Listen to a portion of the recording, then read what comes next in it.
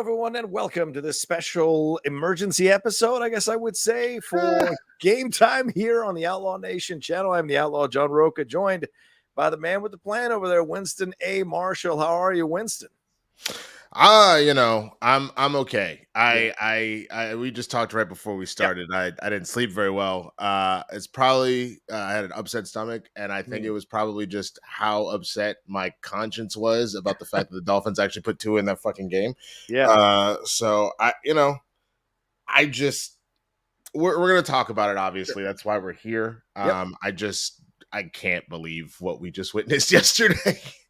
Yeah, there's so much to talk about for sure. There's so much that went on in this situation last night. We're going to get into all of it. And just a reminder, please hit a like on this video. The Streamlabs and Superchats are open as well if you want to send stuff in. This is more of an emergency episode, so don't feel obligated in any way. But we'd love to get any support, get your thoughts, questions, and comments, and read them here on the screen as we talk about all of this. We're going to dive into it. We're going to see a little bit of video. So if you're a little queasy about it, I'll warn you, and you may have to turn away, but we're going to go through everything and see what happened and explore what the fallout might be for the NFL, as both former and current players are coming after the NFL on social media. A lot of people are talking about it as well on the talk shows this morning across all the sports channels. And I haven't seen a lot of people defending the NFL other than the NFL, and maybe Coach McDaniel over there for the Dolphins, who we'll get to in a little bit as well. And of course, later on, we're also going to talk about and give our predictions for the Week 4 NFL games before we wrap up the show. So we appreciate you madly joining us. So let's get into this thing right now and describe exactly what happened here. And I'll describe it, then we'll take a look at it. Tua last night suffered head and neck injuries in a second quarter sack against the Cincinnati Bengals there on Amazon Prime, the NFL Thursday night NFL game. The Dolphins said shortly before halftime that he was conscious and he had movement in all of his extremities, even though he was taken off in a gurney there off the field. He was on the field for 10 minutes. We saw the result of his hit. We saw his fingers clench up and his arms clench up, and I'll explain what that syndrome is. He was sacked by the Bengals nose tackle Josh Tupua, and I hesitate to go after the sling tackle because do you know you're going to injure somebody? I don't know, but maybe now the NFL might be taking a look at these sling tackles, which have been outlawed in other places like rugby leagues. So maybe the NFL needs to start looking at that as well. He hit the back of his head on the ground when he was sacked there. And he, as I said, he remained on the field for 10 minutes. Dolphins coach Mike McDaniel said after the game that he was relieved that Tua, quote, didn't have anything more serious than a concussion. And of course, Winston, we know this comes on the heels of what happened in Buffalo when he was knocked out of the game for a little bit, wobbly, getting back to his feet. And then coming back at halftime to lead the team to the victory over the Bills. And of course, he was replaced by Teddy Bridgewater last night. The Dolphins went on to lose the game, but that's like the least relevant thing in this situation. So, get your initial reactions here. Winston A., when you saw you texted me about it. I was recording our Andor review, which is going to come out later on today, but I didn't see this. And so when I went back and watched it, I was pretty queasy. So what was your reaction watching it in real time as you were watching the game? And that's what's funny is I wasn't even necessarily watching it in real time. I mean, the one upside that I will say about the NFL deciding to partner with Amazon for Thursday Night Football, I was at work. And so I was watching the game on delay. They allow you to start from the beginning. So if you actually do come late to the game, which I was, so I ended up walking out on my break right as halftime started. And I just saw really somber ass looks from the announcers, and I saw my homies just talking about it. I was like, what's going on? So I started the game over. Okay. I eventually get to this moment, and I'm like, what the hell?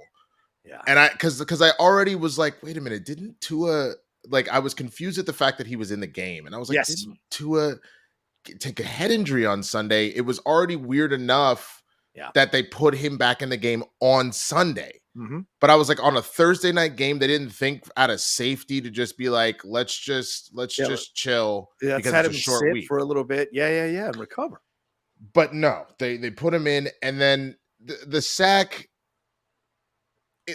I'm not trying to make a joke out of this at all. I feel like Yeah. the only way that I could describe, and I said that to you when I described it to you, the only way to describe what he was doing, it looked like he was throwing gang signs because he literally could not move his fingers, and they were in just all sorts of different disarray because his body had fully locked up. Yeah. And let's take a look at what you're talking about here.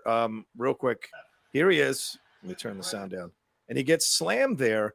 And then we see the close-up. There go his fingers, and there are what Winston calls like. That's what I'm talking. You see what I'm saying? Like they're they're completely locked. And so what a lot of people have been talking about, and this has been the scary part about all of this, is that we all know concussions are dangerous. We most of us don't know the ins and outs of them, but one of the big things about, as a matter of fact, hold on, there we go. That's a little better. One of the things that they a lot of doctors were talking about last night, and that I had started looking more into, was second impact syndrome. With second impact syndrome specifically, they talk about how 50% of second impacts from concussions are deadly. They're fatal. And 100% of them leave just lasting damage of some sort, some lasting neurological or physical damage. Right. And so immediately as all this is being talked about, as he is not moving on the field and they're having to stretcher him out, and like eventually he gets the control of his extremities before they leave the stadium. And they did clear him from the Trauma One Center that he was at. Obviously, but this is literally insane in the sense that I know you have an undefeated season. I know he's incredibly talented, but you have had so many players talk about how the short turnaround from Sunday to Thursday is insane, that it shouldn't happen. Prime Video analyst Richard Sherman has come out many times and said that the Thursday games are detrimental to the league, and the league doesn't care. And then they added an extra game. Winston. Right. Yeah. Absolutely. I think the only way, if you really just want to keep Thursday games, if you're going to do that, then what you need to do is you need to set it up as Thursday games can only happen like out of a bye. You can't and so Thursday games, you maybe can have the very first Thursday game of the year, and then Thursday night football needs to go on the back burner until byes start happening, because that's not, you are not getting enough rest and so at all. But specifically looking at this, I am so disgusted by the Dolphins organization, by the coaching staff, like the league in general. The fact that there's a lot of stuff I was learning last night about the concussion protocol, a lot of doctors that spoke up, but a lot of just research into like looking into this stuff. I'm going to see if I can pull this particular stat. So go ahead. You pull that up. Let me pull this up because I want to explain what it was going on with Tua. That is called a fencing response, right? And I found fencing. Okay. It is called a fencing response when a person experiences an impact that's strong enough to cause traumatic brain injury, TBI, such as concussion. Their arms often go into an unnatural position. This position, forearms extended or flexed, usually in the air, follows the impact and is known as the fencing response position. It lasts up to several seconds after the collision. It's often seen when a player is knocked out or knocked out during a full contact athletic competition, such as football, martial arts, boxing, etc. And it's brought on. It's very similar to the asymmetrical tonic neck reflex, which is referred to as the fencing reflex, which occurs in newborns. It's when a newborn baby positions themselves with one arm flexed and the other extended with their head. You've seen those memes or you've seen those gifs of babies doing that. And that is essentially what is going on here. So it is called a fencing response.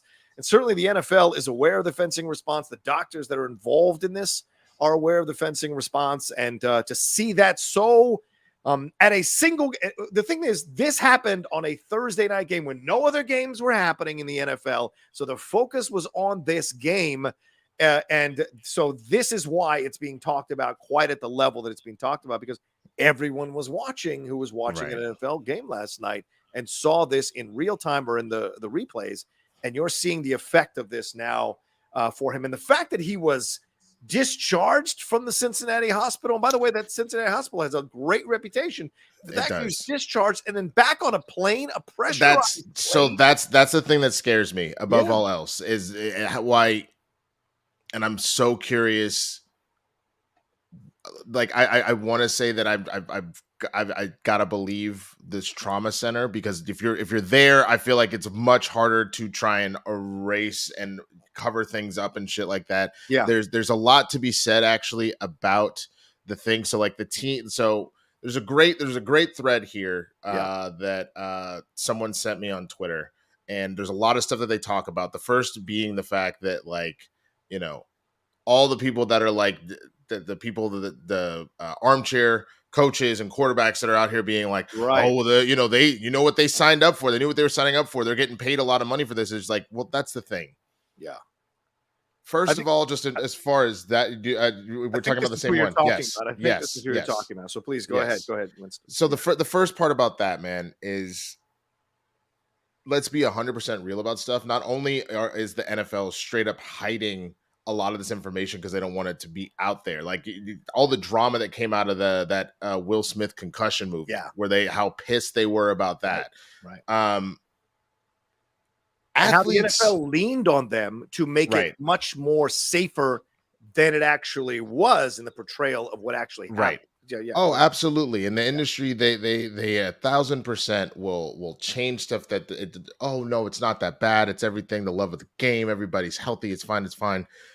As its own other full-blown conversation. But as far as specifically as like they know what they're getting into, there's a couple things here. First of all, we don't just and this is a longer conversation. We don't push athletes to be the best that they can be, to actually be student athletes and genuinely be fully educated. It was very funny to me that Tony Gonzalez was up there saying something similar, and he goes, the three of us up here, we don't have diplomas. And then looking at Fitzpatrick and Sherman, look at each other and go, does this nigga know? Like, is he not? Because for those that aren't aware, Ryan Fitzpatrick is a Harvard grad. He graduated, and Richard Sherman is a Stanford grad. He graduated. They both are two of the most educated people to be in the NFL ever. So that was very funny to me. Tony. But it is not. But he's right though. That's most athletes are not pushed to actually get their full education and be a well-rounded individual by the time they get to their professional career and beyond. So you have that on top of the fact that they're not actively telling you the dangers. They might tell you certain things on the field. Don't do this type of tackle because you could whatever. But nobody's out here talking about X, Y, and Z. And this is what it's win the game, learn this technique, all this kind of stuff. So that's the first thing. So miss me with that shit. But then when they go on talking about when this Dr. Jorge goes on about 20-year-olds with like knees and ankles and hips that are worse than 70 and 80-year-olds. We did know that because of the impact of this stuff, but it just goes to show all that they're putting in here for them to actively not be doing everything to fully protect them. Is wild. It is wild. And I think he also points out something really well. He says when they leave the game, they're no longer surrounded by a multi-million-dollar staff whose sole job is to dull the pain and address the symptoms just enough to get them back in the game. He says that's the problem because it's easy to cover up the symptoms of a concussion, but the trauma is there and the brain needs to heal, just like a sprained ankle or an ACL.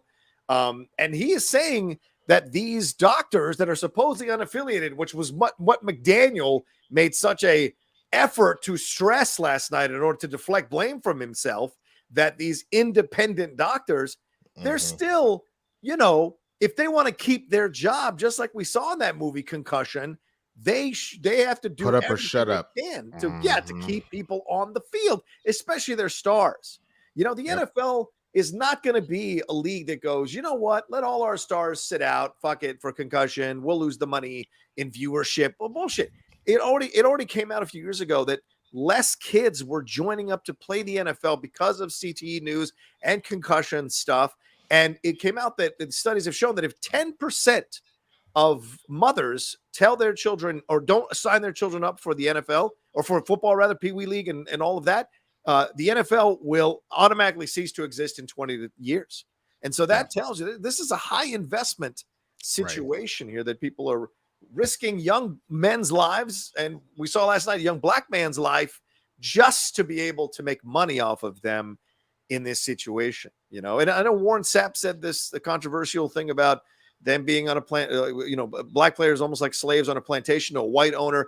The genesis of his comment is correct. The overall thing that, they're making millions of dollars, I get that. But what he's saying is the way they're treated, the way black players are treated in these situations in the NFL as the 80% workforce in the NFL in these situations is a crime. Yeah, it absolutely is. And what doesn't make it any better is with the NFLPA being literally the worst one in American sports.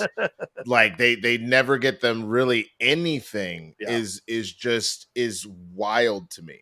And they continue to do a disservice. And it's one of those things that hell, even seeing Richard Sherman, I mean, I'm glad that he's got it together, but a year or two ago, that the fact that they were worried about his CTE being already active when he went out on a rage and was banging on his father-in-law's door trying to get to, I believe it was his wife or something. You know what I'm saying?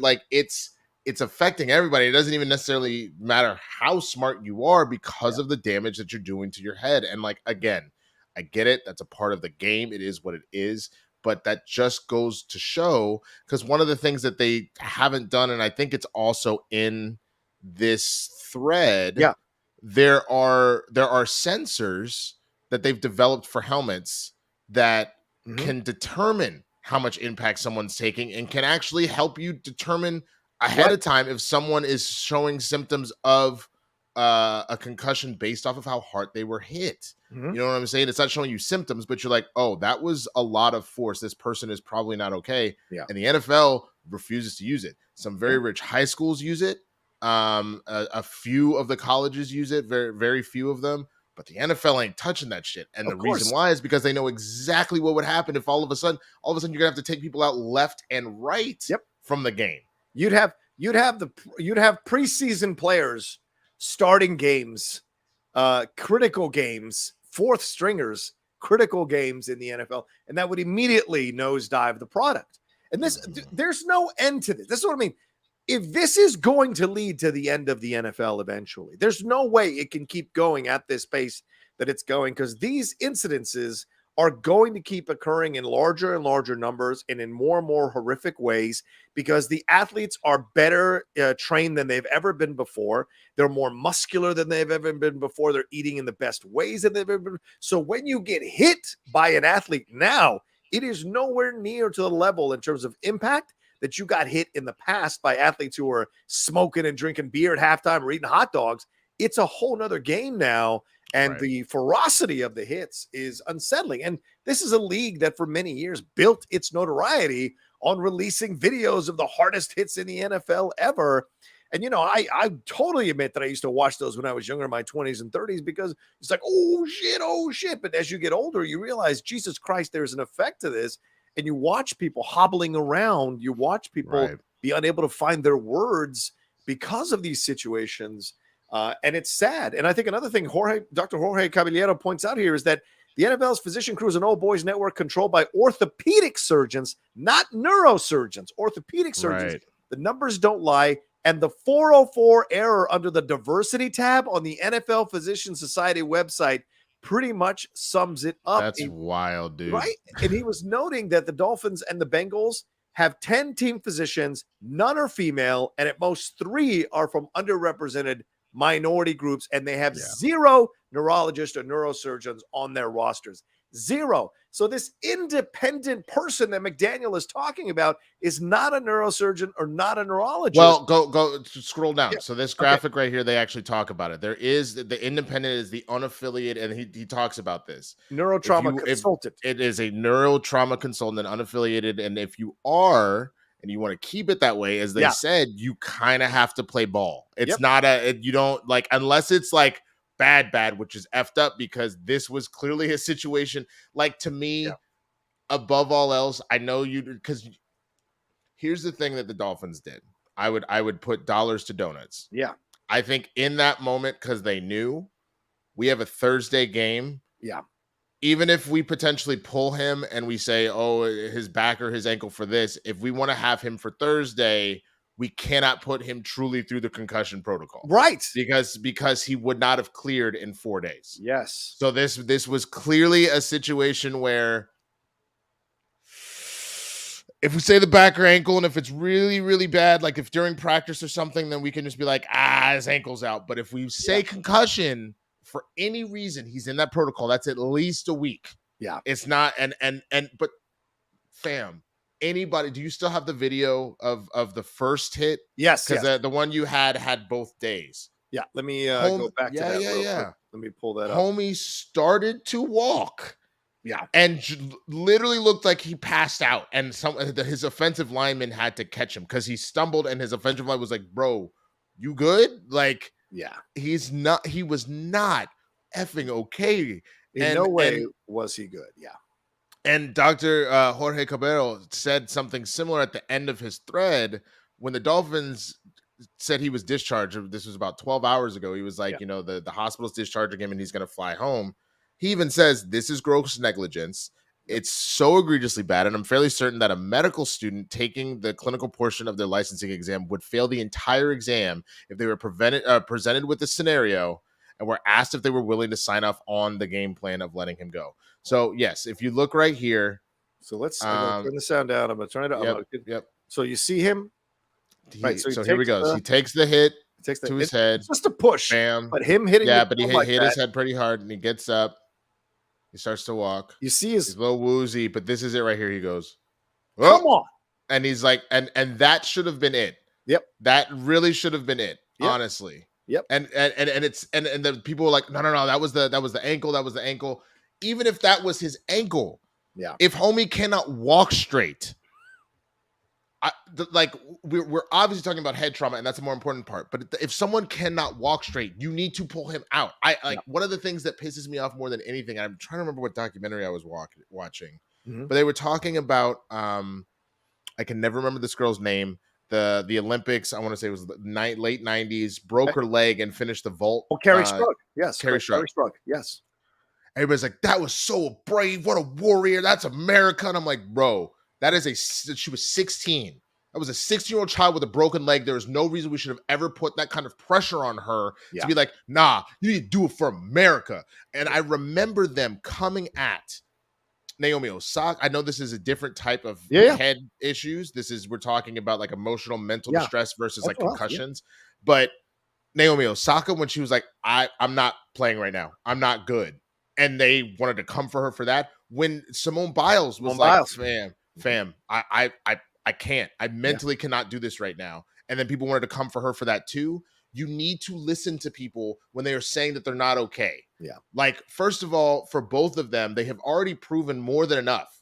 It is what it is. You shouldn't be putting that kind of pressure. Simone is the most decorated gymnast of all time. Yeah. And when she's saying, I've got I think it's called it's either the spinsies or the tumbling. I can't remember the name of it. There's a specific term where their balance is off, and so they don't know where they are in the air. And considering the things that Simone does, because she's doing moves that people can't do, that genuinely could be a death sentence. Yeah, like she could be in the air and not know where she is, and then boom, she cracks her head. So like, we need to take this stuff way more seriously. And I'm not saying that you don't need to have the warrior spirit or mentality to like push and go, but if someone is genuinely hurt or genuinely in a state of distress, we need to let them rest and back out. Like, this is not okay. Yeah, and there's a twisties. Thank you. Twisties. Yeah, there's a point that our friend of the show, Tushka, bringing up here. Let's not assume that Tua did not have a say-so in this matter. QBs have a voice, even if their norm is to push through the thing. I hear you, Tushka, but do you really trust a concussed mind to make the correct decision about their body? This stuff needs to be taken out of the hands of the athletes once and for all. And the only way you can do that, and Dr. Jorge Caballero talks about this as well, is to hire the NFLPA to demand that they are allowed to hire independent neurologists that come in and evaluate these players for the concussion situation. And those independent neurologists' word is law, which means even if the player cries and moans and bitches and throws shit around a locker room, he can't fucking play. And that needs to happen. You have to save people from themselves sometimes. This American adage of I'm going to push through and I'm a man and all this nonsense is why you end up with these broken down men who don't understand what life is going to be like in their 40s when they're in their 20s. And there's more to it. So yes, Tua. Yeah, first of all, yes, Tua is going to have a say. If he had been like, I don't want to go, coach, I can't do it. Sure, but you need to remember a couple of things. One, let's say that it's not even from his own warrior spirit of like, nah. Most athletes are going to be, I got to do it for my team. Right, I'm going to be there for my team. Yes, of course. We have to win the game. The team needs me. I'm the leader. I'm going to go. So that's the first thing. You've already got you. It's from a good place. Yeah. But again, especially with football, considering a lot of that brainwashing and propaganda that comes into it, you're not thinking this could have long-term effects. You're thinking, I got to be there for my boys. And I respect that.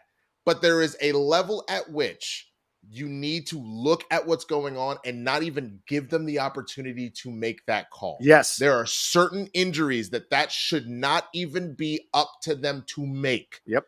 Period. Yep. That's the first thing. But the second thing with that is, again, just looking at how this whole system plays out. You're not putting those barriers in place to prevent them from even getting to that point. That doesn't make logical sense. Right. You're 100% correct. And the NFL has fought this for years. The concussion settlement took forever for it to finally happen in 2013. It was finalized in 2017. And then I tweeted this article, just to let you know some of the behind the scenes stuff. As recently as 2020, the NFL was in 2021 rather was instituting race norming in that settlement with the former players. And race norming is where they may have black people have to score even higher on the scale because it essentially intimates that black people are not intelligent enough or don't have the brain capacity to understand what level they need to be at in order to qualify for payouts from the settlement. And the Washington Post detailed one of these gentlemen here, Rick Cunningham, who was talking about this, and they mentioned that the league agreed to pay sums as high as $5 million to former players diagnosed with brain disease. Cunningham seemed like a strong candidate for a quick payout, but a doctor had first diagnosed him with early level dementia in 2015 when he was 48. But the firm hired by the NFL and the players' lawyers to oversee settlement payouts denied Cunningham's first claim. And then the second claim was initially approved. Then they audited the case, demanded more records, and they didn't. And they before they reapproved his payment of May of 2020, and they sealed the deal finally near the end of last June before his payments were finalized. The NFL challenged his award, so he went through all this and still had to go through all these hoops to get the NFL to pay him for his diagnosis. And they claimed that the doctor had failed to apply the appropriate, quote, racial corrections to scores on several tests of Cunningham's cognitive function, a practice known in neuropsychology as race norming. The doctor had curved some of Cunningham's scores as if he were white. Had the doctor applied African-American normative corrections, Cunningham would not have qualified for a payment. This is what the NFL's lawyers said to deny payment to a former black player in the NFL. And this was happening across the board to a number of the former black players who were petitioning for a segment of the payout because of their concussions and mental agility issues that came from playing in the NFL. Yeah, there are levels upon levels about this. But I think the biggest thing, anybody that's saying, and Taviska, I mean, we've been cool for a while. I know there was the whole running joke about OKC. I'm not trying to get into that or anything like that. Please, I'm just bringing it up just so we've established that there's that connection here. But anytime someone says, the QBs have that kind of say, I immediately go back to a situation of, for me, drunk driving. Yeah. And I say that in the sense that if I'm out with my homie and we're at like a party and I clearly see, and this could work on my direction too, but I clearly see that they are very intoxicated. And this happened recently. Mm-hmm. They're going to insist, nah, I can drive. I'm good. I've only had a few, I'm whatever. But if I'm sitting here watching, I'm like, look, fam, I know you're all right. And I will even pay for the fucking Uber if I have to, but I need you to listen to me when I say I'm not good with you driving right now. Yeah. Please give me your keys and we'll figure out how to get your car to you in the morning. If I got to help you pay for the parking ticket because you're in one of those places that doesn't allow you to park past 2 a.m., fine. But this is not, and that's the thing. We need people that are going to treat these athletes the same way, that they are genuinely going to be, I know there's money that could be lost here. I know that there's shit on the line here, but you cannot leave somebody that is not in a good mental position to make decisions for themselves. Yeah. And when you're in an injury like that and you cannot see the forest from the trees of like, because it doesn't even necessarily have to be concussions. If it's clearly like, okay, look, I can genuinely wrap this ankle and you can go out there and do this. But the higher probability is if I do that, you're going to have permanent damage in your ankle and you're not going to walk straight or be able to use whatever normally from now on. You can't put it to somebody who's going to have ulterior motives like that. You have to look at the overall safety of what's going on. And I still get how violent of a sport this is. And I know that this is a sports thing in general. Yeah. But when you're talking about head stuff more than anything, because of how this could not just lead to a shitty quality of life, you could just straight up die. Yeah. You have to have somebody that say, no, you're cut off, you're done. We'll come back to this when you're in a healthier state. Yeah, and Winston, it's like you said with the drunk driving, if that person gets in the car, they could injure somebody, right?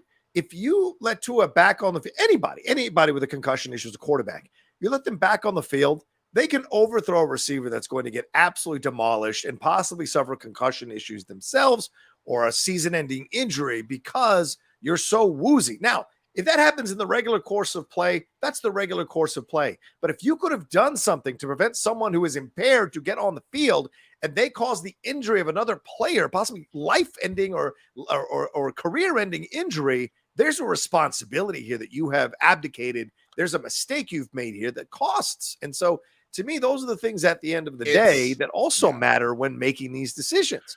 And I was just gonna say, just in that regard, like I was using it as a friend, but I don't even need to do that. I was a bartender. Like, what's funny about this, and this is where I think the NFL and the coaches and everybody needs to really be held accountable here. And I genuinely hope that Tua, especially, like, I hope that he's fine. I hope that he makes a full recovery and that there's no issue here and all that kind of stuff. Of course. But if there's any sort of lasting damage, I hope he sues the Dolphins, the NFL, those coaches, those medical staff for everything. Because as a bartender, if I overserve someone, if I saw that someone was impaired and I still gave them more alcohol, I'm fucked. My place of employment is fucked. I not only just from a lawsuit standpoint, that's potential jail time.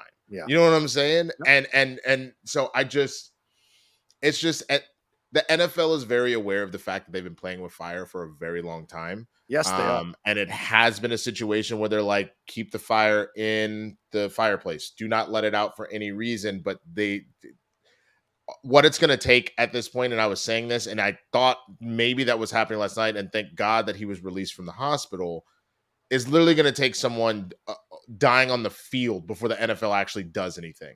And I don't know if you remember back, I think it was 2017, maybe 2016, the Seahawks player, the returner that got hit, and then he was just out on the field for like 30 minutes, and everybody was like freaking the fuck out. And eventually, and he wrote an op-ed about it after the fact, but like, it would literally have to happen on like live television. God forbid, it would almost have to happen in one of the biggest games, like a Super Bowl or something, that people would have to wake the fuck up and go, holy shit, we have to make changes.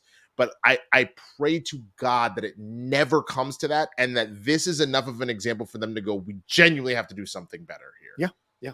But we also have to change as fans. You know, this is the thing that frustrates me, because some of the fans, or a majority of the fans, I might venture, of course, I have no empirical data to back this up, but I would imagine a majority of the fans are the ones going crazy for that injured player who comes back out on the field to lead the team without thinking about the long-term ramifications of that. They think of just what's in front, or they go the real asshole route.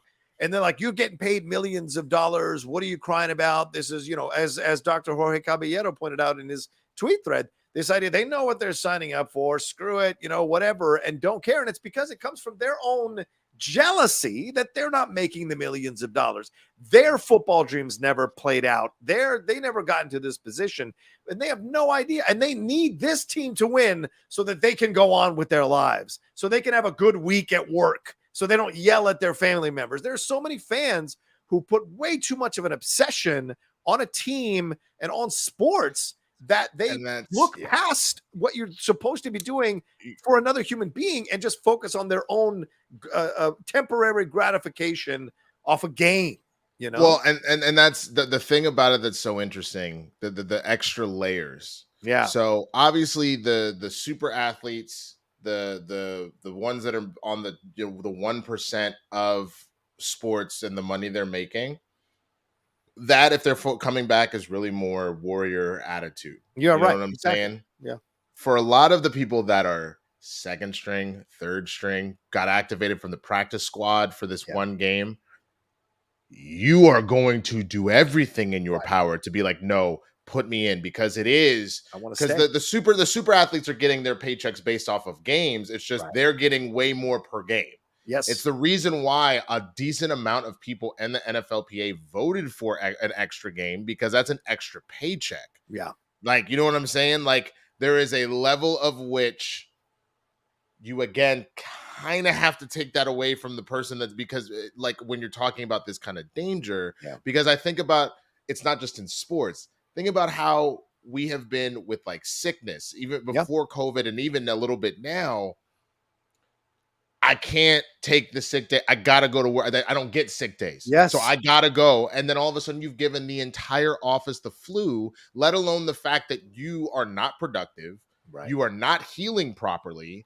All the kind of stuff that's happening. There has to be a certain level, because again, this totally, we're talking about sports here, but this can apply across the board. We have to do something about really being better about our health and our mental health. And just about taking that shit seriously, because we should never be in a position where we have to go, well, I need the money, so I don't have a fucking choice. You know what I'm saying? That should never be the thought process here. It's mind-blowing that we're the number one country in the world, yet we try to act like we're underdogs and still have to kind of work hard and 24 hours a day and give extra at all this kind of shit. When in fact, we can work just as hard, we can work smarter in less time and be more considerate to our workforce. But it's these people who own these businesses, and I don't mean small businesses, obviously, but these people who own these businesses who turn human beings into essentially rats, into shit out of Metropolis that they can force to work to their nth degree. That person dies, someone will replace them on the line, and we keep going. And that's the mentality that I thought that COVID had really sunk a hole into. Maybe change, but no, not at all. No. We and that's the thing that's sad, man, is a number of things that like started that way and kind of reverted already. Because like for me, there's so many jobs that it's clear that remote is enough, and that these companies are forced. Like if anything, the productivity has gone up, and people are living better lives because they're not dealing with commutes. They're like getting their stuff done 9 to 5, and it's genuinely 9 to 5, so that at 5 o'clock they can go actually work out or spend time with their kids or do whatever. And companies like, nah, you better bring your ass in here. And it's like, that's not helpful. And it's like, in the same way with the sickness, it's like, nah, you only get a couple sick days. You're not doing all of that. Like, it should be one of those things where I know that even sometimes with part-time jobs, you don't get paid sick days. If it's a part-time job that requires physical labor of you being there, so you're having to do sales or you're building something or whatever, regardless of part-time or full-time, you need to give people paid sick days, because you are asking for things to get worse if you don't. Like, you are asking for your workforce to be impaired because you won't do that. You know what I'm saying? And then if somebody's remote, it could easily be like, I'm remote today, so if I have the energy, then let me work a half day and then I'm off. You know what I'm saying? We need to be taking care of each other better. And it's funny that we started with sports and we've gone to the broader stuff. Well, it's all connected. But it's all connected, though. Listen, nothing's in a vacuum. Nothing's ever been in a vacuum. And people who live their lives thinking things are in a vacuum are insane. Everything is connected for sure. Let's look at this prescient tweet here from Chris Nowinski, who's a PhD. He's a doctor. He said this before the game last night. If Tua takes the field tonight, it's a massive step back for concussion care in the NFL.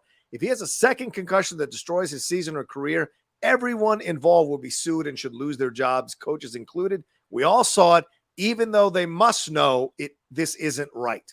So that even they must know this isn't right, rather. Even they know that this isn't right. So that's the thing at the end. There are intelligent, people who are neurosurgeons, people who are involved in this, understand how to treat the human brain, who are constantly calling out the NFL for their bullshit protocols. But because the NFL, just like the doctors in treating these players, is doing just enough to be able to appease most of the people who aren't that knowledgeable about brain injuries. That's what they rely on, is that the general public is not that knowledgeable. The guys sitting in the bar, drinking beer, yelling over their chips at the TV do not know that much about brain injury and the effect of brain injury. All they care about is the score at the end of the game. And the NFL relies on that so that there's not a bigger push to make these changes.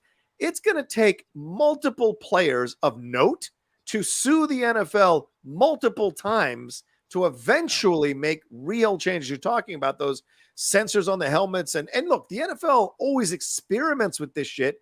And I wonder if it's window dressing or if they're honestly experimenting with it. But a majority of the time, they don't go with it. The occasional new helmet every few years. Yeah. But still, the way they're treating these players is horrific. And I mean, you just have to read up on how they treated the former players in this whole lawsuit. There's a great Frontline documentary on PBS. It's 4 hours long, but it's well worth it for you all to watch. And it goes deep, son, deep into this shit. And I can't tell you how I came out of that a completely changed person. I still love the NFL. I enjoy watching, I love covering it with Winston. It's my joy. But I'm also not above calling shit out on it because I want it to be better. Not because I want it to die, because I want it to be better. Absolutely. And that's, I think that's the biggest thing. And I remember growing up saying the same stuff. Oh, I have a mom, I have a sister, but I understand why so many women, especially as an adult now, like get upset at men that are like, well, I had a daughter, so I blah, blah, blah, blah, blah. So it shouldn't have to come to this. But looking at Tua, for example, that doctor, that coach, that owner, all of the people, if this was my actual blood son, if this was my child, would I put him back in the game knowing what I genuinely know? Yeah. And if you're not thinking with that mentality, instead of thinking of him as a commodity, instead of thinking of him as just a tool for your team to get what you ultimately want, if you do not think of him as your own child, you really should just be able to think of him as a human. But you can't think of him as your own child and go, would I put my kid in this situation right now? Yeah. You're going to continue to do this nonsense. And the crazy point of this, too, is the one who should be most adamant about making sure his player is safe is the coach. And Mike McDaniel certainly deserves an incredible amount of criticism in this whole situation. McDaniel asked whether he knew with 100% certainty that Tua was not concussed after Sunday's game, said yes with 100% certainty. He said yes, and noted that Tua was cleared by an independent neurologist. He tried to say, people don't stray. We don't mess with that. As long as I'm the head coach, that will never be an issue. He also said that he has absolutely zero patience for or will never put a player in position for them to be in harm's way. That's not what I'm all about at all. No outcome of the game would influence me to be irresponsible as a head coach of a football team. And he even said after the Buffalo game, when he hit his head on the ground, I assumed it was a head injury, but his legs got wobbly because his lower back was completely loose, as he described. What does that fucking mean? His back was completely loose. You know what that is? That's a severed spine. Your back is not completely loose. That's not even a technical medical term, for God's sakes. Right. To cover this whole situation. And then in the post game, he said that Tua were relieved that it was no more than a concussion. And I love this tweet here because I want to bring this up as well in response to this situation. And that is Chris Nowinski responded, said, Mike McDaniel said it's good. Tua doesn't have anything more serious than a concussion. I don't think this guy gets it. A concussion is a traumatic brain injury, and posturing suggests brainstem injury. It's pretty high on the list of serious medical consequences of football. And I 100% agree with Nowinski. This is what it means. McDaniel himself, who when you watch that press conference, I got a little bit of a sociopath vibe from this guy. He is so focused on what he's doing here, and he claims to care about the players, but how do you let a player back on the field 4 days after and then lie to yourself that because an independent doctor who's getting paid by the NFL is going to give you the honest assessment? Use your fucking eyes, you know? And so he bears an incredible amount of blame, and it's no surprise that he's trying to come out adamantly like Rafael Palmeiro. I did not use steroids. Oh shit, you did use steroids. You've seen it in sports all the time. Yeah. Guys saying this nonsense, and the truth is the opposite. So it's sad to see.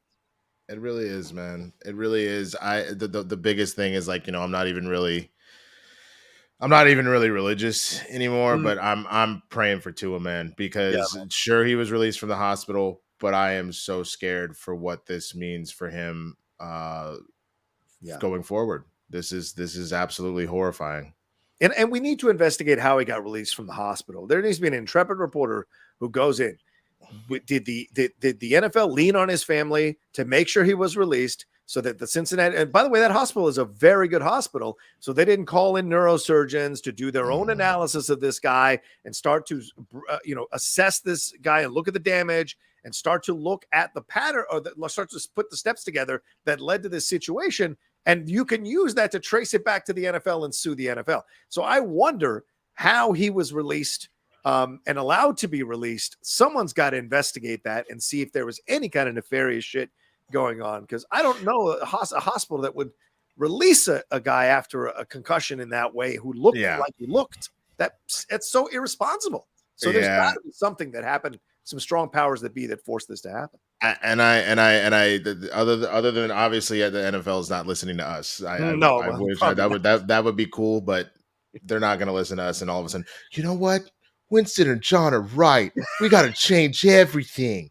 Come on, but Roger. I genuinely hope for anybody that is listening to us, whether you're an athlete or just a regular human, if your body is telling you something, if you genuinely there is such a thing as like being tough and having pain tolerance. There is another thing that if your body is straight up telling you, I'm not okay, listen. Like, trust me, I get it. A lot of you know that I play dodgeball and whatnot, and there have been a number of injuries that I've sustained, and especially at I'm not going to say my advanced age, because if I'm old, you're ancient. But how dare you? Not a gray hair on this head. But at my age, I had a situation where I hurt my wrist and I was wrapping it and it was okay.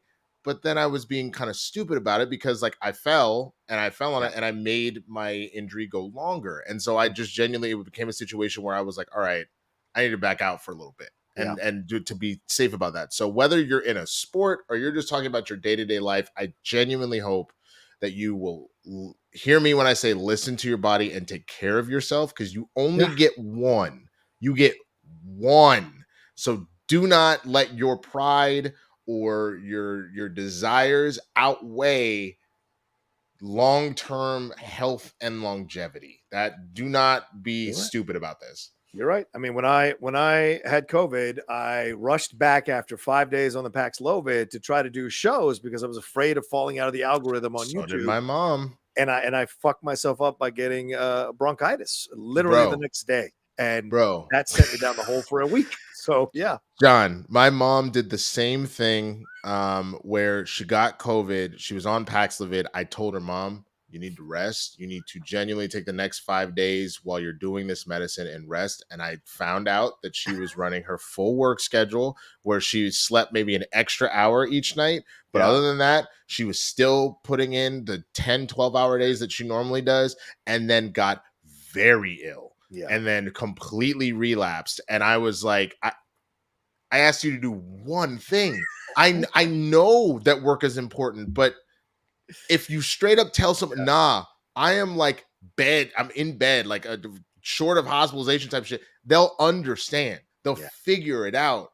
And unfortunately, if that means you miss certain opportunities, because I'm not going to pretend like I didn't do some shit like that, but you do it within the context of what happened. So I got, it may have been COVID. I'm trying to remember when it was. No, it wasn't COVID. I was just sick with like a really bad, like tested multiple times. Wasn't COVID, but I was really, really sick with the flu, had a very bad fever. And I had a callback audition. Now, fortunately, it was remote. If it had been in person, I probably would have been like, we're gonna have to reschedule. And if I miss an opportunity, as much as that fucking sucks, I'm not gonna risk getting sicker or making them sick. But I forced myself to walk from the bed over to the office. I took a whole bunch of Dayquil, and I was like, all right, let's do this, and gave the audition of my life. And then as soon as it was over, I was like, all right, y'all, thanks. Like, was right back in bed. I booked it. It was the whole Citizen gig I did last year, but nice. It just it so I know I'm slightly hypocritical, but I also listen to my body enough that, like I said, the fact that I was able to do it remotely, I was like, I can give you 15 minutes. You can have 15 minutes, but then I'm going right back to bed. And that's exactly what I did. Yeah. It's true. Let's hit some of these super chats that have come through. Reynaldo McWhiskey says, just wanting to support. Thank you, Ronaldo. We appreciate it, man. Thank you. Justin Toner saying, hey, guys, Chris Nowinski sent out a tweet before the game that having Tua play this game was a mistake because of Sunday. He knows about concussions. Absolutely, Justin. We just read that tweet for sure, brother. Ronaldo again saying, I'm actually digging the investigative stuff you guys are doing. I think I just learned something. Yeah, I hope you got something out of this. I am in no way an investigative reporter accredited, but I did some research and presented stuff here. Winston had some research as well. So we're just throwing things out there to give you a little bit of perspective on this whole thing. But there are definitely much more established writers and people who've dived into this stuff that you should do research on your own and really investigate how deep this goes and how much it affects these players in the long run after they've retired. JMB said, I just sent in a bit of love. Thanks as always, Rocha Man and Winston. Hope Tua makes a full recovery and the NFL takes a serious look at safety. Yeah, maybe. We'll see. I hope they do, but we know they ain't. No, yeah, we know they ain't. Like, especially those owners. They don't give a shit. They're making their money. Capitalism at any cost is the American motto. We saw this at the height of the pandemic when we said F you to the doctors and nurses and American workers. It's a term that I've been hearing thrown around a lot recently, and I'm only now just kind of becoming familiar with this with the idea of late stage capitalism. Yeah. So kind of like where we've hit almost that full breaking point. Is from what I understand. I'm doing more research on it, but from what I understand, it's that we're hitting that breaking point where the rich have become super ridiculously rich, the poor have become super poor, and it's about to all kind of break. Oh, yeah. And what it makes people do, it makes the richer even greedier. Yeah. Because they sort of can see the forest from the tree. So they're snatching all that they can. And it makes the poor just like so, so yeah. It's crazy. Yeah. Study your history. Any society, any empire, when the haves have way more than the have-nots and keep creating a larger divide, that society implodes on itself because the have-nots turn on the haves, and that's that. JMB had another one. Was it capitalism? Oh, yeah. Right. MDB 2006 says, I don't see any way you can let him back on the field this season. Oh, I guarantee you he will play this season. I will put money on it. If he has his full motor skills, if he genuinely has his full motor skills, I would venture a guess that they maybe at least to try and save face. Yeah. Maybe doesn't play the next 2 weeks. Maybe. I don't know. I'm curious. Let's see if I can find it quickly. Dolphins bye week. Let's see. So their bye week is week 11, so it's a pretty far way away. Yeah. But if I had to guess, I think knowing the Dolphins, you can skip the Jets and the Vikings. You can handle that on your own with Bridgewater, which honestly, Bridgewater is a good quarterback. Yeah, I think he played really well last night.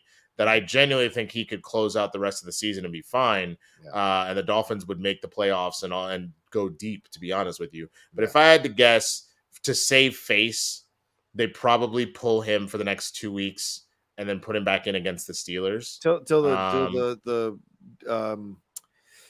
the backlash dies down. A couple of weeks, let him sit there. Yeah, it's possible. And at the very least, truthfully, that would be the smartest thing to do. I agree that he should potentially be out for the year at this point, but they're not going to do that. Unless something egregious happens, unless he genuinely ends up with an injury from this that like could end his career type shit. they will learn no lesson from this. I would put money on that. Yeah. ESPN reporting this morning that Tua was in quote good spirits upon returning to his home in South Florida. South Florida?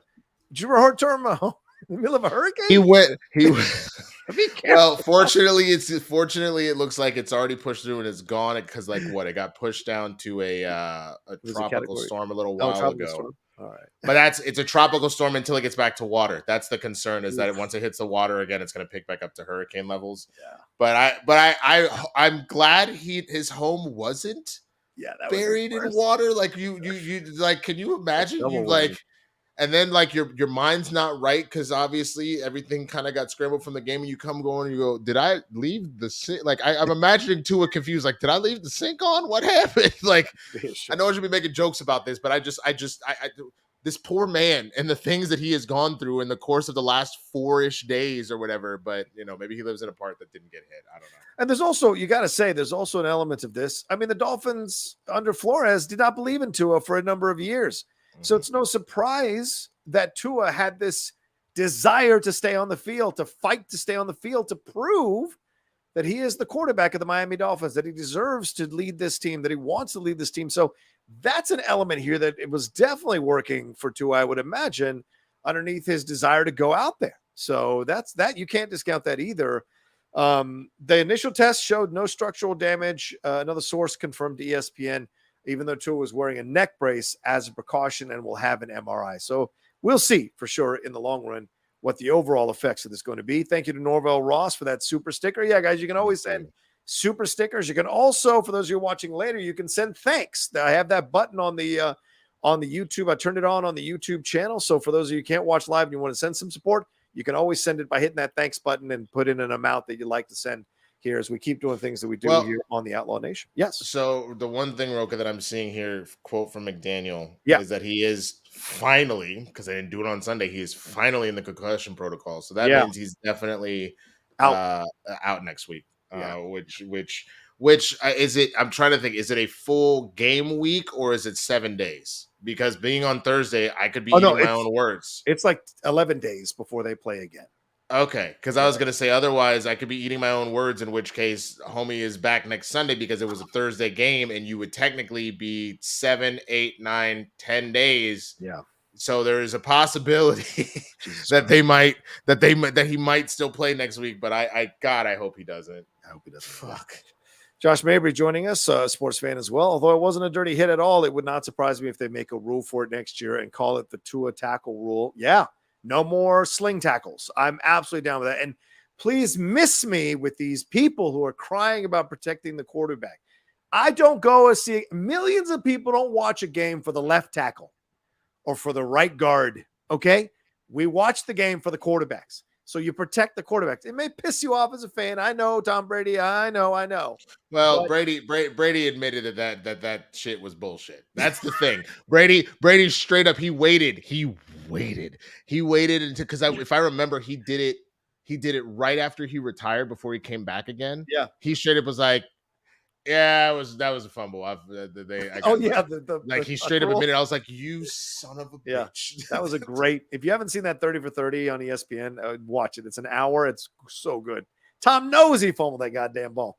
And I hope they do outlaw the sling tackle. Let's be done with it. Protect the quarterbacks. There's nothing wrong with that. And it may piss off a few defensive linemen, but this is the fucking game. And the quarterbacks are who they come for overall. It isn't because there aren't that many great defensive linemen. So it's the quarterbacks they come for, So just the only other thing I was going to say though, is like, okay, so you say taking it out, like, cause I'm looking at it though, how else would you have him cause I like if you go back to the tackle real quick. And I'm not out here trying to be like, nah, man, just let him hit as hard as you want. But like, if you pull it up, I would love to know what you ask him to do. Not tackle him in that way.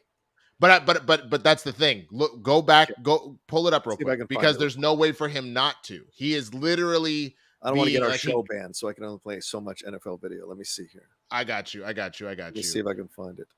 Here it is. Okay, hold on. Give me a second. Let me bring it up. I'm gonna pause it and get to that. Yeah. Of course. So that you look at it right there. The guy, no, go back. I want to see if they show the slow motion. It looks like they don't from the other side, where you can really see the sling. Yeah, So, but watch him because he got. Oh, go back some more because there he is. So he got around the lineman. The lineman is there, so he's trying to pull him down. He's not necessarily slinging. He's holding on to him. So it's not even a situation where he's like, "Gotcha, bitch," and then he's fucking bodying him. Well, so like if anything, the tackle. I mean, we all thought it was funny, but the tackle against Kelsey in like week 1. Yeah. That was more of a, okay, maybe we don't do that. But, like, I don't know how else you get him down in that regard. Like, that doesn't even look like a dirty tackle to me. He's falling. Let go of him. Because, see, and I hope I can find the other angle. So you're saying, well, you would essentially have to get to the part where you end up seeing his hands. That's what they showed at the end of that. Yeah. The Tua tackle. Because there's an angle where you can see clearly that he sat on him and he did not have to whip him down. And I wish I could find that angle just to show, because you can tell that there's an option here for him not to whip him down to the ground, because he whips him down to the ground. Okay, I'll have to see it again, because from that I don't. He wrapped him up. I don't see anything wrong with that tackle, but again, I would if anything, I would rather him in most cases do that than like taking someone's knees out or the high hit. So that's why we've gotten rid of helmet to helmet and all that shit, because that will actually kill somebody. Right. You know what I mean? So if you do find the other stuff in that regard, I saw it. I just can't seem to find it now. Yeah. No, look, I get it. This is a violent game. Yeah. There is no way around it. If we have decided that football is going to be something that people are going to watch and that they enjoy and all of that, there is no way that there's a way around people getting hurt. And the only thing that you can do is genuinely, you genuinely have to have a situation where going forward, you need to take their health super fucking seriously. And then if there are, I get what you're saying about eliminating some of these tackles. This one, I'm very curious about that. Yeah. Yeah. I mean, I wish I could find it. I don't have the video right now, but you can tell that when he grabs him and starts to bring him down, Tua falls on his body. And as he's falling butt first on his body, Tua slings him down to the ground. And I think that extra sling is what isn't necessary, and that's what I'm getting at. And yes, no, for sure, I hear you. A regular tackle, but it seems like that's a little bit of out of pocket, as the kids say nowadays. So it's out of pocket. I don't. That's the term I've seen recently. But yes, I mean, it's rough to see here. God, I don't think I was ready for you to. Yeah, he's out of pocket. I just you too much, man. We've got 125. You had 135 listening earlier. Please watching. Please make sure you hit that like button on this thing. Thanks for all the super chats. We'll get to the games in just a second. But here, look at this angle here. This is where he's at. Right here, let go of the guy. But what he does is he yanks him. Bro, you are stopped. You need to have the motion, and you know this. Don't do this, Rocha. I can't find the motion. Don't do this, Rocha. Come on. They don't have the motion from his side. They're showing all these other ones, but they don't have the motion. There we go. I found it. Did you? All right, send me the link. Yeah, it's a YouTube video around 132. Okay. We'll put it up there. Chat. Yeah. Or I guess I can share it. Here we go. Noted lineman D. Munoz saying without the sling, he would have run away and got the pass off. Absolutely. That's true. He is falling down on his ass. Let's take a look at this video.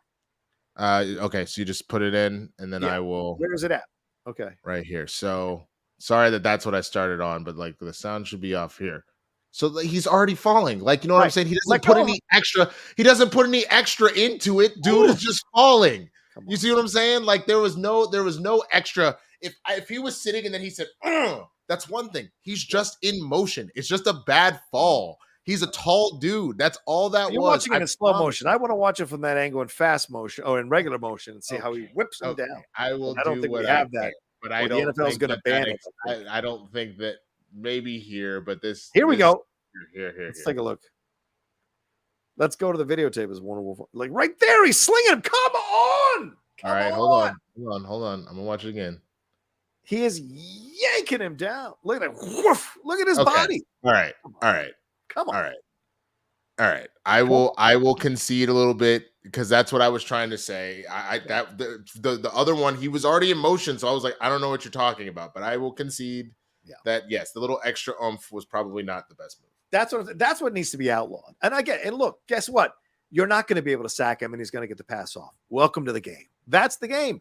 You cannot injure people in this way. Unfortunately, that's the game. Just like you don't want people chop blocking your knees out from under you because you're 350 fucking pounds and you're going to get hurt and you're going to be out for the season. It's the same situation with the quarterbacks. You've got to protect the quarterbacks you've got to protect the linemen.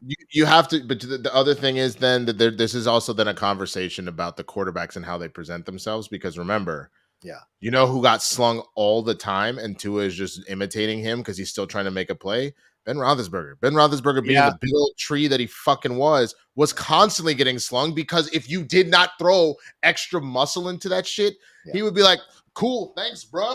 And we're still throwing the shit. You genuinely, that's the thing that makes shit kind of hard. There has to be a point at which the quarterback should also probably find a way to be like, damn, I'm down, and you gotta give it up. You know what I'm saying? Like, that's a fair point. Look, guys, none of us have played in the NFL as quarterbacks. Tushka, I see you saying that. And also, it's at how that is speed. Tua slinging himself to the ground, Tushka? What is that? That doesn't make any sense at all. If anything, Tua would want to keep himself upright. Well, no, but I understand what he's saying. Trying to keep himself up. If you kind of go with if you're like, fuck, and you like roll with an embrace for the fall, but by him resisting, again, the defensive player is like, oh, you're not going down, huh? Nigga, I'm going to get this sack. And then I see what you're saying. You know what I'm saying? There is a point at which what we were just saying, you kind of just have to give yourself up. And there's been what I give a lot. Might be a fair point. I know that Roethlisberger outweighs him by 80 pounds, but when you're developing your game, you know what you're doing. You're studying the people around you. Tua is still a tall dude. He's not as like hefty as Roethlisberger. But he's a tall dude, so he's watching another quarterback and how they're staying in there and doing. Go watch all of the sacks that have happened. The only person that will just give himself up at this point, and I understand why, is Burrow. Because Burrow is getting hit like 13 times a game because that line is terrible. So he's just trying not to die. Right. But like, but there is a level at which they have to also just be like, goddamn, play's dead. I'm screwed. You know what I'm saying? For their own safety. Fair point. All right, we've been on for over an hour, but let's get to these games so we can get out of here, Winston. And thanks to everybody who's been watching us. Please hit that like button, as I said. Thanks for the Streamlabs. Oh, thanks for the Super Chats. We didn't get any Streamlabs today, but we appreciate the Super Chats. Thank you all so much.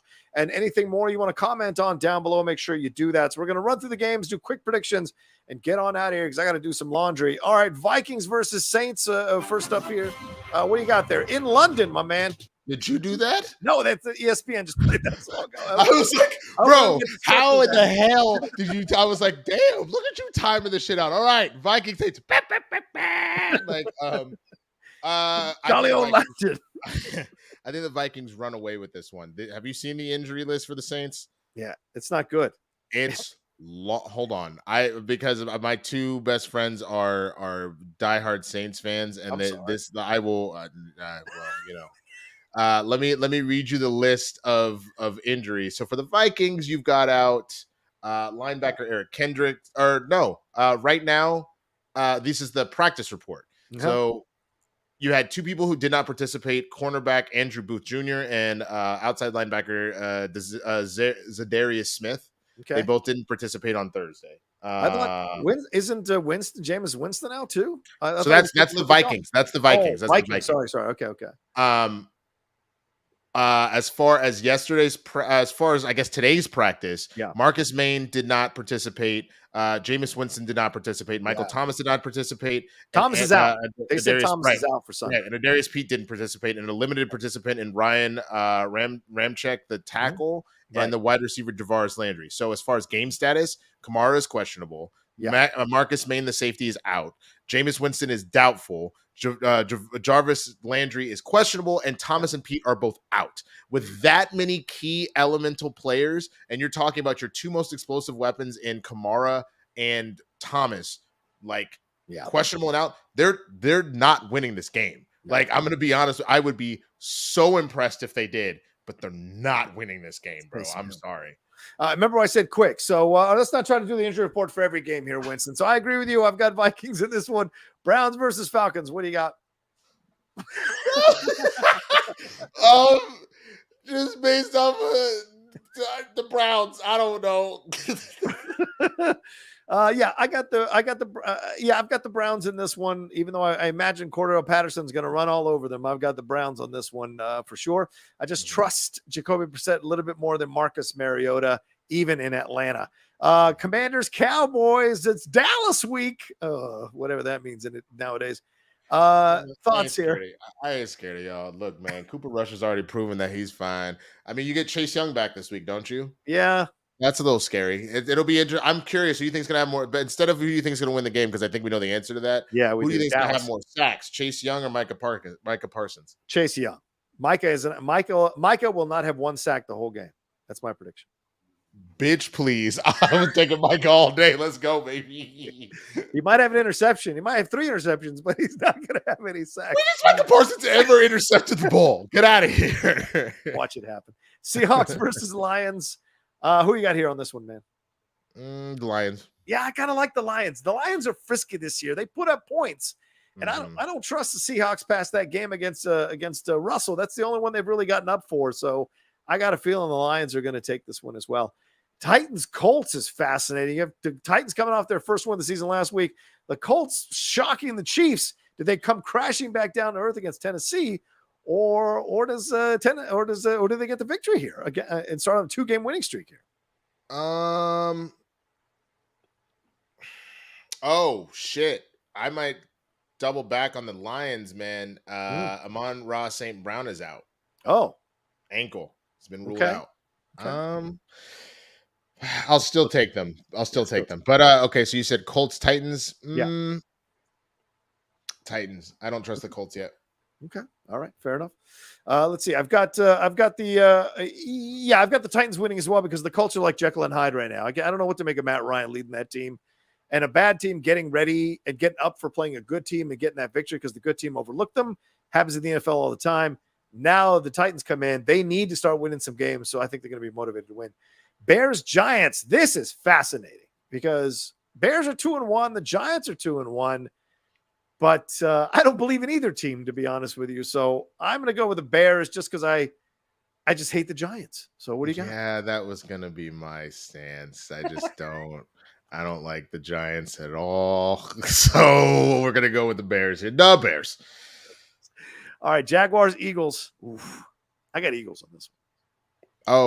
Oh, shit. That's a good matchup. Yeah. I'm going to go Jags. Really? In Philadelphia, you're taking the Jags. All right. Because I don't want to root for the Eagles. It's the same issue as the previous game. And the Jags have put up. But the Jags have also put up. They've put up points. I mean, look, Jalen is in the early conversation for MVP right now. So there's something to be said about that. But Lawrence is finally showing why he was a number 1 pick. That team seems to be clicking. I actually believe in the Jags on this one. Okay. All right. Jets, Steelers. Oof. Jets, Steelers. Yeah, I guess Steelers. Barely, though. It's going to be an ugly game. All right, here we go. Buffalo Bills versus the Baltimore Ravens. Shout out to a friend of the show, Del Reed from the Bills Mafia. He is in Baltimore for this game. Bro, the Bills are going to obliterate the Ravens. And really? I'll tell you, they are mad. Wow. Bro, they're out here being like, we're going to show you that we're still the number 1 team in football. And the Ravens are a good team. Let's not get it twisted. Yeah. But the Bills really are still the odds-on favorite to win it all for a reason.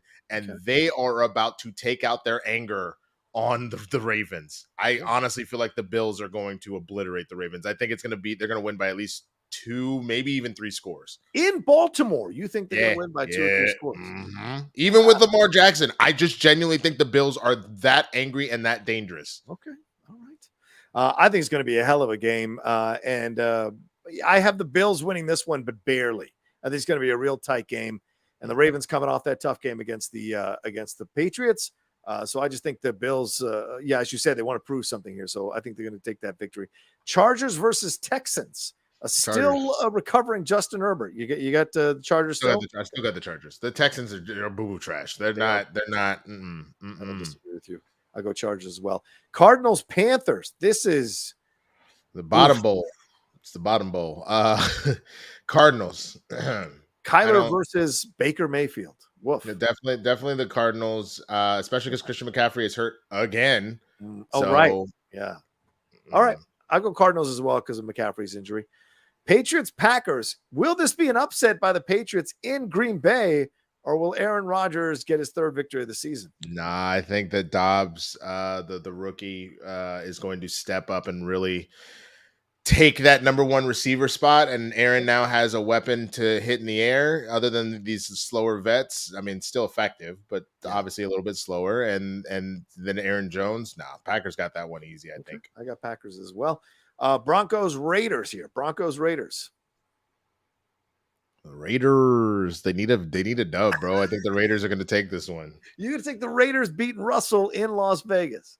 The Broncos don't look good. Oh, they don't. That's the thing. That's the thing with the Raiders. They look good until it's time to end the game, and then they fall apart. So as long as they don't do that this time, they look much better than the Broncos. So Derek Carr can't handle pressure. Derek Carr cannot handle pressure. And I got the Broncos in this one because the Broncos are squeaking out these victories. They almost beat the Seahawks in the first game of the season. They're a great baseball team by the scores that they're getting in these games. So I just have a feeling that defense is going to swallow up Derek Carr and Devontae Adams. And I think the Broncos are going to win this game. And I think Russell's going to find his stroke and throw a couple of nice touchdowns. Chiefs, Buccaneers. Ooh, Mahomes versus Brady, son. Chief. Yeah. Chiefs, because the only thing I think Brady gets back is Mike Evans, which is a far cry upgrade from where he was at, but you're still missing like everybody else. Oh, so I think it's the Chiefs. I think the Chiefs want this bad. I think the Buccaneers are wobbly a little bit, and so I think they want to see if they can break the record for how many tablets Tom Brady breaks. So I say the Chiefs. And then Monday night, we'll talk about it on the Monday show, but we might as well give a prediction now. Rams 49ers. You want to wait on that one, or you want to give a prediction now? Rams. I don't even think it's close. Like I genuinely think you're talking 2-score, but maybe 10 points. Okay. But I think the Rams dominate most of that game. Yeah, I agree with that. I think the Rams are going to crush the 49ers for sure. All right, there you go. We got some super chats that came through real quick. We'll hit them and then we'll get out of here. ES313 said, I remember the jacked up segment that ESPN used to do where they showed the big hits, and I loved it as a kid. Now I cringe every time I see a hard hit. Yeah, I don't watch those videos anymore. When I see them pop up on YouTube as suggested videos, I just get this sick feeling in my stomach and move on, knowing how many people... Bro, do you remember the hit, the what they called the welcome to the NFL rookie hit on Reggie Bush because he taunted Brian Urlacher after a play? So then the next hit lit him the fuck up. Yeah. And then he was woozy out here, and I'm like, oh. Yeah, it ain't no joke. And J&B says, any chance of a Matt Nost appearance eventually? I don't know. It all depends on Matt's schedule. Matt's really busy, and we'll see. But certainly, we're still doing top 10, so you can listen to us talk about sports on the top 10 when we do that. Usually, it's our precursor into our lists, so you can get that analysis from Matt there. All right, let's get out of here. Thank you, everybody, for joining us. Please hit that like button as we're leaving here. 130 you still watching us right now. Leave a comment down below. Send in some thanks through that button there on the YouTube screen if you want to send some thank you for us doing the show today as an emergency show, talking about all this. Hope we educated you a little bit. Hope we gave you some interesting perspectives to consider in all of this, and know that although we criticize, we do enjoy the NFL. We just want it to be better and treat its players better. And hopefully this is a wake-up call, what happened last night, to look at these situations a little more closely and finally bite the bullet and do what's right here to help preserve the health of their players. Winston, thanks again for joining me, brother. I know it was early morning on the fly, so I appreciate it. Please let people know where they can find you. At the Swaggy Blurred. I actually will probably be streaming on Twitch today, so come hang with me. Oh, nice. I'm gonna play. I will play some Skyrim, but I will probably end up playing Fortnite for the first time. So if you want to see me just get completely just owned, as I try and figure out what the fuck this game is. Yeah, it'll be fun times. But yeah, at the Swaggy Blurred, and definitely check me out on TikTok. TikTok. I've been doing these Law and Order Sports Victims Unit episodes, which have been fun, and I've got some other fun stuff coming up soon too, and also my YouTube channel for reviews and some more comedy. We should play those on the show. Those are great. Give them a little more exposure. Those are fantastic. I would appreciate that. Yeah, we'll do it on Monday. Show done. Justin Toner sent in a stream. We got 2 Streamlabs real quick, Winston. Justin Toner says, "Hey John, thoughts on Aaron Judge tying Roger Maris at 61 home runs in a season?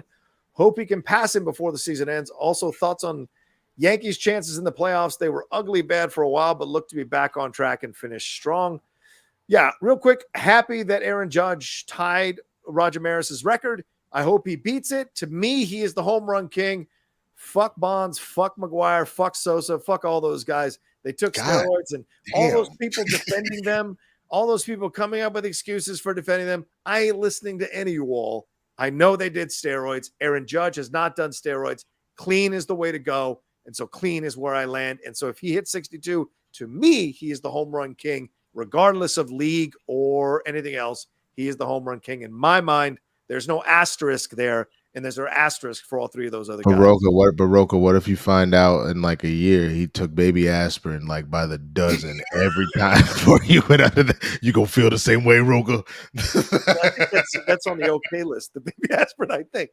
I don't know. Maybe. We'll see. But no, if it ever comes out that he used it, then of course I'll put him in the same pile with everybody else.